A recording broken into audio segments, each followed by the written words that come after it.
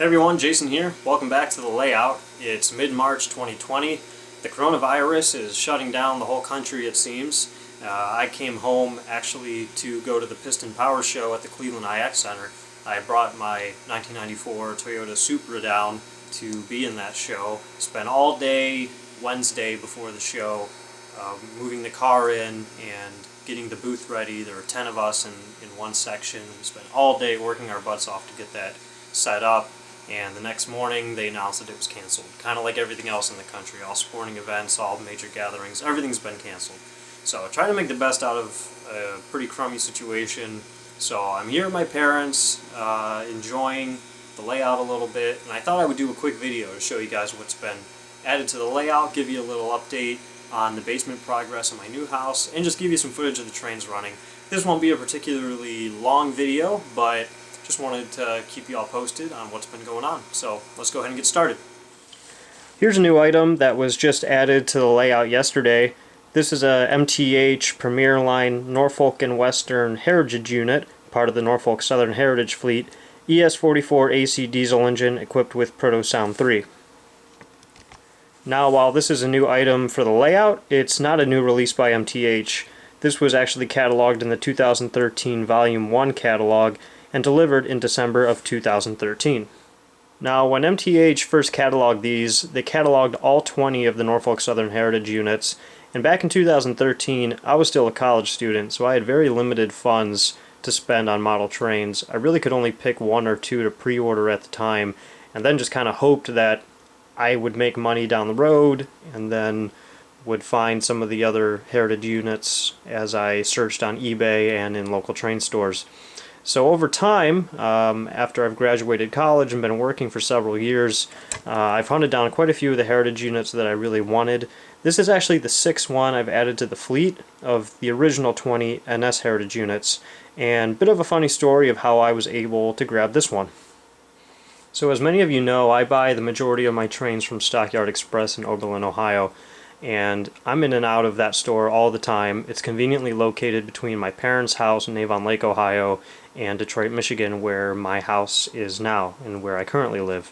So I stop in Stockyard Express quite often, and I just happened to be in a few weeks ago, and a customer of the store had brought this engine in and was looking to sell it to Clyde, the owner of Stockyard Express, and I saw them testing it, making sure it worked okay, and on my way out the door I just kind of dropped a little note to Clyde and said, hey, if you end up buying this, can you give me a call? I'm really interested.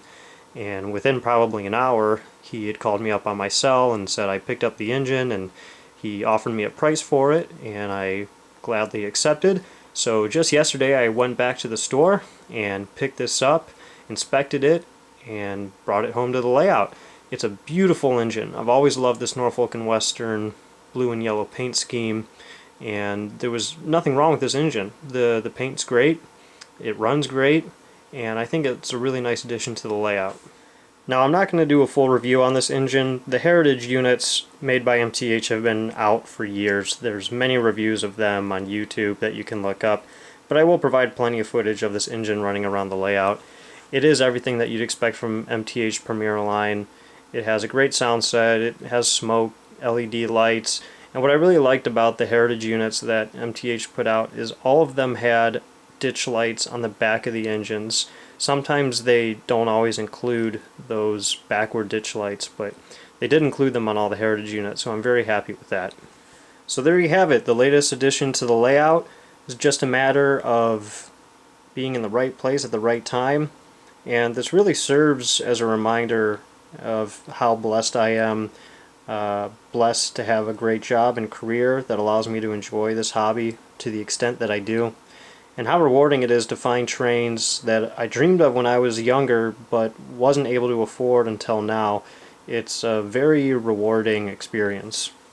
Here's an item that just arrived in the mail today, actually. This is the O-Gauge Forum hopper car made by MTH. Well, at least the car is made by MTH. The paint scheme was done by the folks over at the O-Gauge Forum. And before I go any further, I'm going to say this, and I shouldn't have to, but I'm going to anyway. I am not pro or anti one forum or one magazine over another. In fact, I'm pro everything that has to do with O-gauge trains. I subscribe to all the forums, and I subscribe to pretty much all the magazines that are out there as well. So, that being said, if you have one opinion of liking one over another, that's fine, that's great. Just please keep your comment to yourself.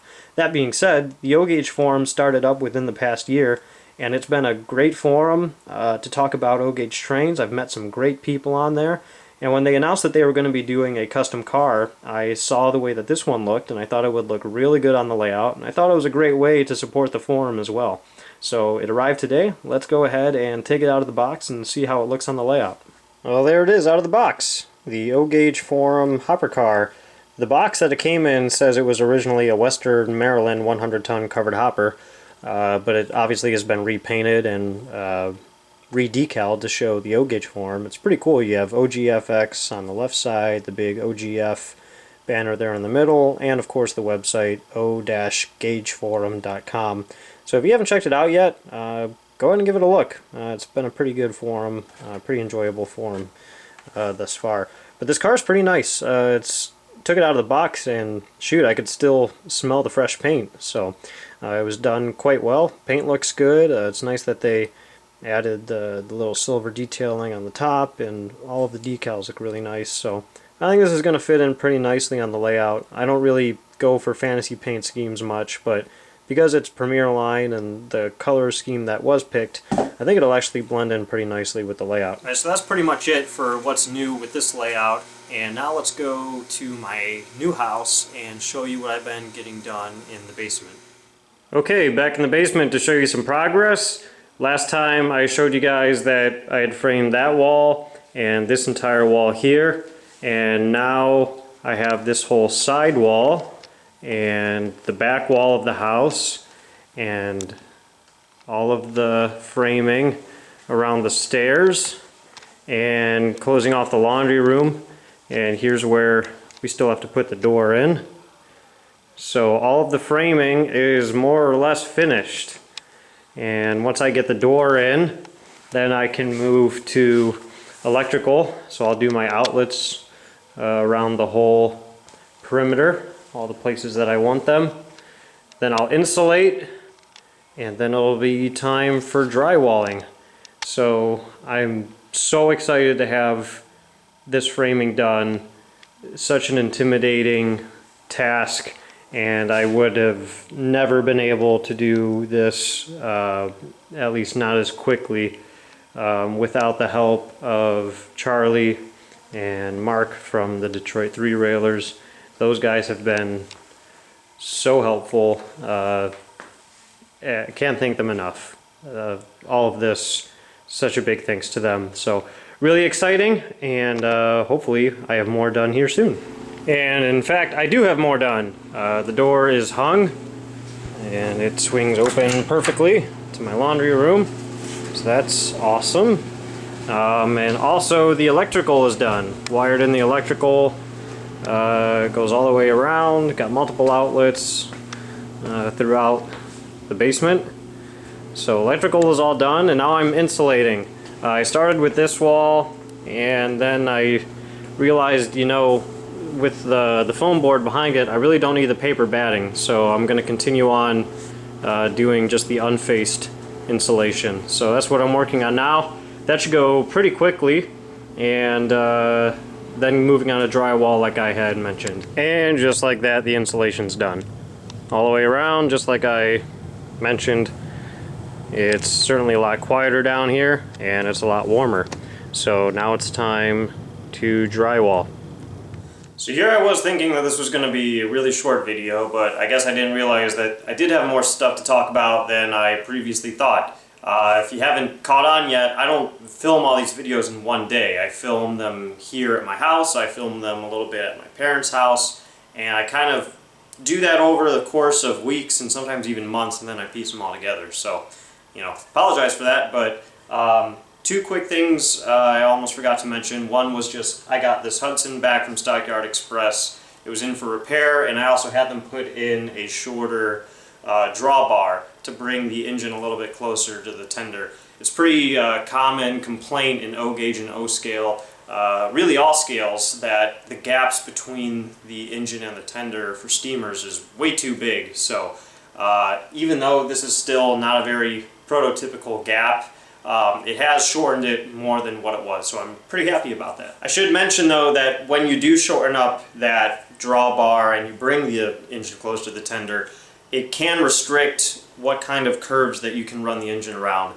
So this engine, I will not run it on anything tighter than 072.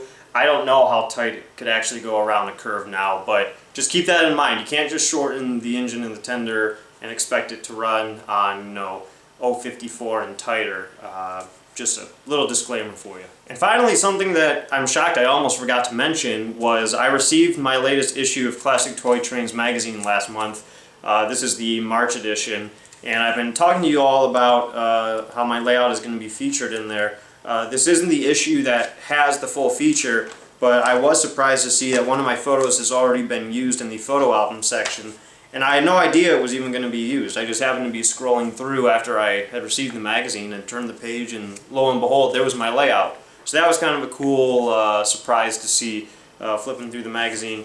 Here it is right there across 2 pages in the top one right here. So if you get this magazine, look for my layout in there, and if you happen to see one at a store, that's my layout. So still don't know when the full feature will be coming out, but I thought it was pretty cool that the layout's already been published in one of the issues already. So pretty excited about that. Alright, so I hope you all enjoyed that little update of the basement. Next big project down there is really going to be getting the drywall done. That's going to take some time and some money, so hopefully once that's done, other things really come together quickly and I can start building a layout. That's the plan anyway, so I hope you enjoyed this short video, but I'll leave you with footage of the trains running like I always do, and I hope you guys at least enjoy that. Thanks for your support of my channel. I think I'm closing in on 4,000 subscribers, which is pretty cool. Thank you all for watching my videos and all the positive comments you leave, and I'll try to keep making videos as often as possible, and I'll do my best to answer any questions in the comment section below. So thanks for watching. See you next time.